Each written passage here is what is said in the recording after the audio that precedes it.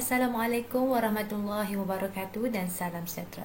Bertemu lagi dengan saya Cikgu Wan Zamzarina binti Jalaluddin dalam kelas PDPR Bahasa Melayu tahun 4. Tema yang ketujuh, pertanian dan peternakan. Unit 19, kreatifnya petani kita. Tajuk yang kita pelajari pada hari ini, jurutera pertanian dalam standard pembelajaran 5.1.2 huruf Roman 1. Dari segi standard kandungan 5.1 ini, kita akan memahami dan menggunakan golongan kata mengikut konteks. Dari segi standard pembelajaran 5.1.2, memahami dan menggunakan kata kerja mengikut konteks, iaitu kata kerja aktif, transitif dan tak transitif. Dari segi objektif pembelajaran, pada akhir pengajaran dan pembelajaran, murid dapat bercerita menggunakan 8 kata kerja yang diberikan mengikut konteks secara individu. Dari segi kriteria kejayaan, murid dapat bercerita menggunakan sekurang-kurangnya 7 daripada 8 kata kerja yang diberikan mengikut konteks secara individu. Sebelum itu murid-murid, kita akan memahami dulu apakah itu kata kerja, iaitu kata kerja transitif dan kata kerja tak transitif. Mari kita baca maklumat ini bersama-sama. Kata kerja, ya. Kata kerja merupakan kata perbuatan, apa yang kita lakukan dalam sesuatu aktiviti yang kita buat.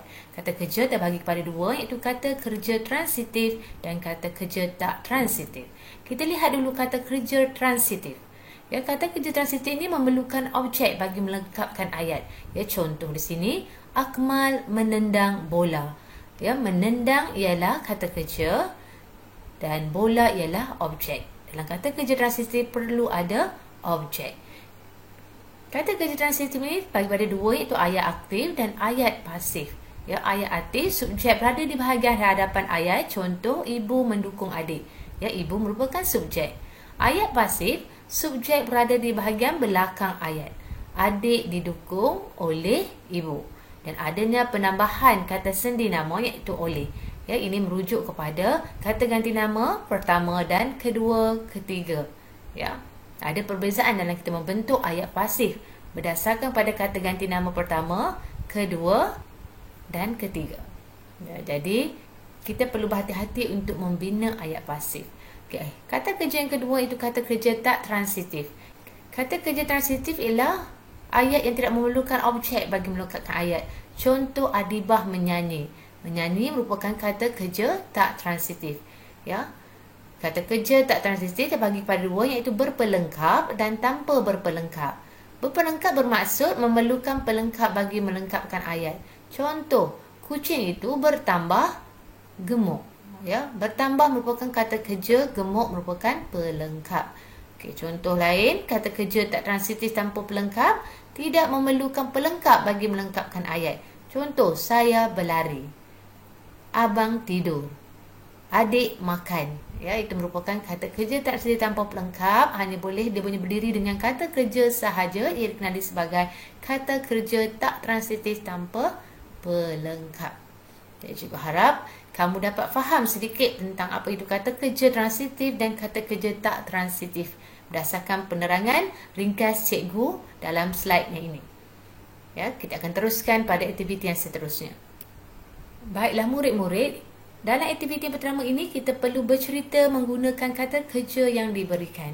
Di dalam buku teks telah diberikan bahan grafik dan juga kata kerja di dalam kotak yang berwarna kuning. Ya, jika kamu lihat di belakang cikgu ini ada grafik dan juga kata kerja, iaitu pulang, berangan-angan. Ya, jika kamu tak jelas dalam slide ini, kamu boleh merujuk kepada buku teks kamu. Okey, mari kita lihat cerita ini tentang siapa.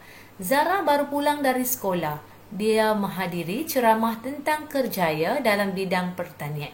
Okay, ini cerita tentang Zara, ya. Dalam grafik ini kita lihat, ya, Zara, ya, telah pulang daripada menghadiri satu ceramah, ya, tentang kerjaya dalam bidang perniagaan. Jadi dalam grafik yang pertama dan kedua ini, jika kamu lihat gambar Zara sedang pulang, dan yang kedua perkataan kata kerjanya berangan-angan. Daripada bahan grafik dan kata kerja ini, kita perlu bercerita menggunakan kata kerja yang diberikan. Okay, untuk kali ini, cikgu akan bimbing sepenuhnya supaya kamu jelas bagaimana kita membina cerita berdasarkan kata kerja juga bahan grafik yang disediakan. Okey, yang pertama ini. Zara baru pulang dari sekolah. Selepas mengurus diri, dia duduk di ruangan meja belajarnya. Dia mula berangan-angan. Dia ingin mempunyai kejaya dalam bidang pertanian sebagai jurutera pertanian. Ya, jika kamu lihat, ada tulisan warna biru ini merupakan kata kerja yang telah diberikan, iaitu pulang dan juga berangan-angan. Ya, jadi ini kisah tentang Zara yang pulang daripada sekolah, duduk di meja lalu dia berangan setelah mendengar ceramah tentang kejaya dalam bidang pertanian. Zara ingin menjadi seorang jurutera pertanian. Okey, kita teruskan pada grafik yang seterusnya. Okay, grafik yang ketiga ini, kata kerja di bawah ini iaitu berada. Ya, berada, dan yang kedua mencipta. Ya, jadi kita lihat apa cerita yang boleh kita bina berdasarkan kata kerja ini, iaitu setiap pagi, tepat jam 8 pagi, Zara membayangkan dia akan berada di pejabat. Dia mempunyai hasrat mencipta pelbagai inovasi dalam bidang pertanian. Ya, sebab Zara bercerita sebagai jurutera pertanian ini, dia memasang angan-angan. Ya. Dia membayangkan dia akan berada di pejabat pada pukul 8 pagi. Dan Zara juga berhasrat untuk menghasilkan ataupun mencipta pelbagai inovasi dalam bidang pertanian. Ya. Kamu boleh membina cerita sendiri berdasarkan kata kerja yang diberikan dan mengolahnya dalam bentuk cerita. Okey, seterusnya. Ya, kata kerja yang seterusnya iaitu yang kelima, memeriksa. Ya, jika melihat grafik belakang cikgu ni, memeriksa, dan juga yang keenam, menyediakan. Jadi, kita perlu membina cerita berdasarkan kedua-dua kata kerja tersebut. Okey, mari kita baca. Zara juga membayangkan dia akan memeriksa setiap jentera yang dikeluarkan agar memenuhi aspek yang ditetapkan. Selain itu, Zara akan pergi ke tapak semayan untuk menyediakan laporan. Okay, dalam angan-angan itu, Zara juga membayangkan dia akan melakukan pemeriksaan ke atas setiap jentera yang dikeluarkan. Juga Zara membayangkan dia akan pergi ke tapak semayan untuk menyediakan laporan. Ya, inilah tugas seorang jurutera pertanian. Okey, seterusnya. Grafik yang ketujuh, kata kerjanya meningkat, ya, meningkat, dan grafik yang ke-8 kata kerjanya tersedar. Okey, mari kita lihat apa yang berlaku. Daripada maklumat yang diperlohinya, Zara akan membentangkan laporan kepada stafnya untuk meningkatkan pengeluaran pertanian. Tiba-tiba, Zara tersedar daripada lamunan apabila namanya dipanggil oleh ibunya. Cuba kamu lihat grafik ni, Zara memegang kepalanya dan tersedar daripada angan-angannya ingin menjadi seorang jurutera pertanian.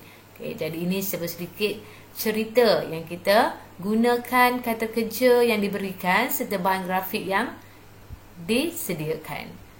Jadi murid-murid jelas? Kalau jelas, kita teruskan dalam aktiviti yang seterusnya. Aktiviti yang seterusnya iaitu perkongsian latihan interaktif Google Games. Kamu boleh klik di bahagian penerangan video. Kamu klik jawapan kata kerja transitif aktif dan kata kerja tak transitif. Ya, jadi kamu boleh memilih perkataan-perkataan kata kerja ini dan tandakan mengikut jenis kata kerja tersebut. Okey, jelas? Okey, baiklah murid-murid, cikgu kongsikan nilai murni kita pada hari ini iaitu kita perlu mempunyai cita-cita. Tanamkanlah cita-cita yang bersesuaian dengan jiwa dan kehendak kamu. Ya, untuk mencapai sesuatu cita-cita ini seperti Zara, memang kadang-kadang kita bermula dengan angan-angan. Tetapi jika kita berusaha, angan-angan itu akan menjadi satu impian yang realiti. Jadi pastikan kamu pasang cita-cita yang bersesuaian dan pilihlah cita-cita yang baik untuk kamu memperolehinya pada masa akan datang. Yang pastinya kamu perlu belajar bersungguh-sungguh untuk mencapai apa jua cita-cita kamu. Baiklah murid-murid, sampai di sini saja perkongsian cikgu dalam topik kita pada hari ini. InsyaAllah, kita akan berjumpa lagi di video yang seterusnya. Ingat pesanan cikgu, anda belajar, anda hebat. Sekian, terima kasih. Assalamualaikum.